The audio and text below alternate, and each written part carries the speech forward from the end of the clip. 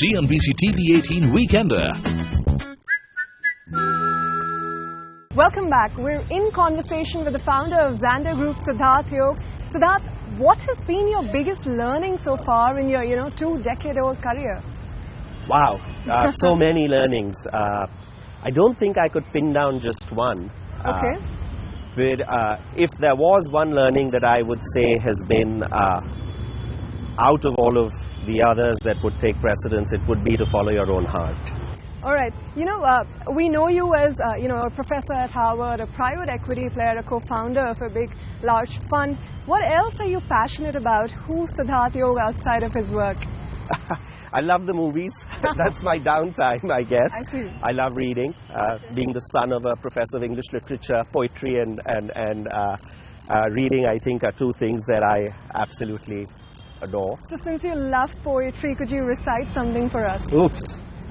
Or any favorite quotation, anything short? Sure, no. So one of my favorite poems is H.W. Longfellow's The Psalm of Life. And if you permit, I will recite you a few lines. Tell me not in mournful numbers, life is but an empty dream. For the soul is dead that slumbers, and things are not what they seem. Life is real, life is earnest, and the grave is not its goal. Dust thou art, to dust returnest, was not spoken of the soul. Wow, that's beautiful. Thank you. Okay, 5 it's Longfellow. Okay, 5 years from now, down the line, where do you see yourself, both if you were to look professionally and personally? The thing that one can do is live in the moment. I think we spend too much of our lives planning for what life might be or should be 5 years later, 10 years later, 15 years later. I have no idea. I think it's a wonderful surprise. I hope that it will be a wonderful surprise and one that you take head on.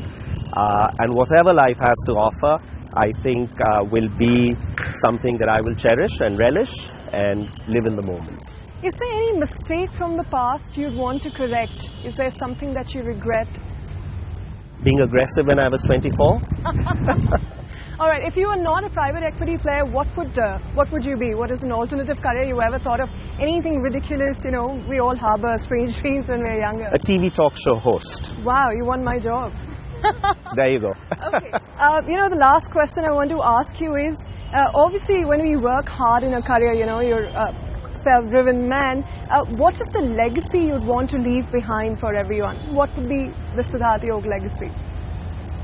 So let me answer that in two parts. The first, let me quote you another poem, right? Okay. Which is an anonymous poet, but the poem is called The Guy in the Glass.